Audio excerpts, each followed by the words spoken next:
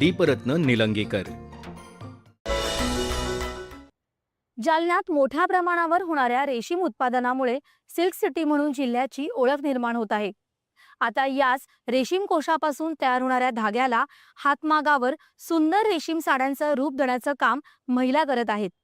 साडी हा महिला वर्गाचा अतिशय जिव्हाळ्याचा विषय।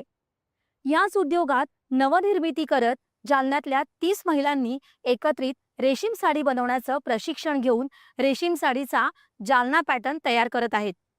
ग्रामीण महिलांसाठी या उद्योगातून आर्थिक स्वावलंबन आणि व्यवसायाच्या नव्या संधी उपलब्ध व्हायला मदत होणार आहे।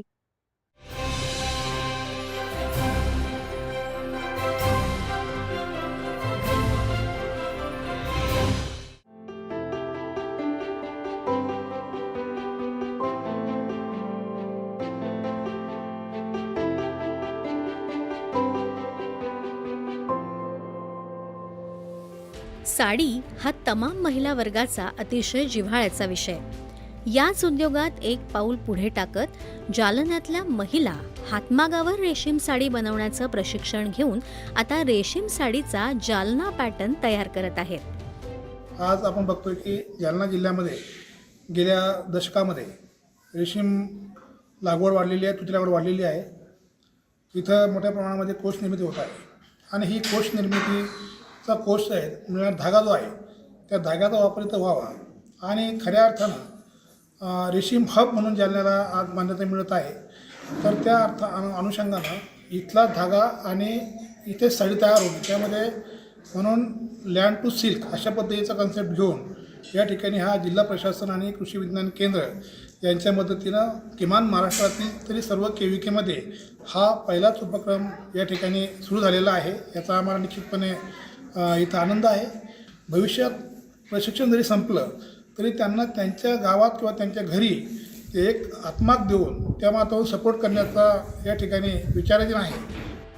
जिल्हा नियोजन कार्यालय, जिल्हा रेशीम कार्यालय आणि कृषी विज्ञान केंद्र खरपुडी जालना यांनी ग्रामीण भागातल्या महिलांना रेशीम साडी बनवण्यासाठी तामिळनाडू राज्यातून हातमाग रेशीम साडी बनवण्याचा पारंपरिक व्यवसाय सांभाळणाऱ्या प्रकाश यांना 3 महिन्यासाठी नियुक्त केलं।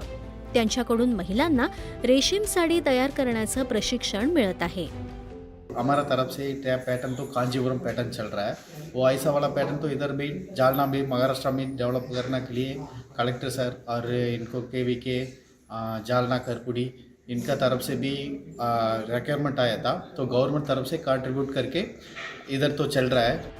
दोरा कसा भरायचा, कांड्या कशा भरायच्या, साडीचा पॅटर्न कसा ठरवायचा, रंगसंगती कशी जुळवायची अशा बाबी आत्मसात करत या स्त्रिया हातमागावर रेशीम साड्या बनवत आहेत। येथे आम्हाला तामिळनाडूचे जे प्रकाश सर आहेत ते ट्रेनर आहेत आणि ते आम्हाला चांगल्या प्रकारे ट्रेन करतायत आणि आम्ही रेशीम हातमाग साडी बनवण्यासाठी आलेलो आहे। आम्ही जसं येवला पैठणी बघण्यासाठी गेलो होतो तसं आम्ही इथं जालना पैठणी तयार करण्याचे आमचे स्वप्न आहे। आमच्याकडे रेशीम तयार होतं आणि त्या रेशीमपासून आम्ही धागा निर्माण करून स्वतः घरी पैठणी साडी तयार करणार आहोत। गावातच उत्पादित होणारं रेशीम कोश आणि त्या कोशांपासून जालन्यातच तयार होणारा रेशीम धागा अशी सांगड जुळून आल्यानं जालन्यातच या महिलांकडून सुंदर आणि आकर्षक साड्यांची निर्मिती होत आहे। याचा एक असा उद्देश आहे, बोटभर विणूया पोटभर खाऊया असा उद्देश आहे या साडी बनण्याच्या मागे। त्याच्यामुळे आम्ही हा प्रशिक्षण घेऊन साडी कशी बनायची आहे हे बनवून दाखवणार आहे।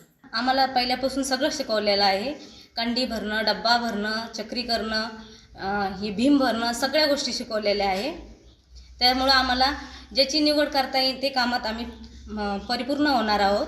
त्यासाठी ते सर आम्हाला सगळं शिकवतात। महिला जर शिकली तर ती आपल्या संपूर्ण कुटुंबाला शिकवू शकते। या अंतर्गत मी स्वतः शिकणार आणि माझ्या घरच्यांना नंतर माझ्या गावाला पण शिकवणार।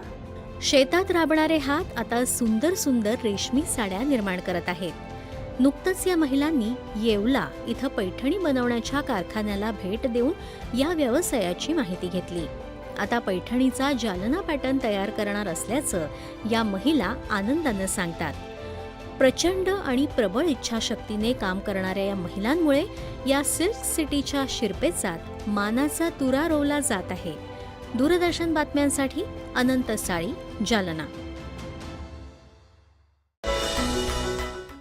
महिलांच्या प्रेरणादायी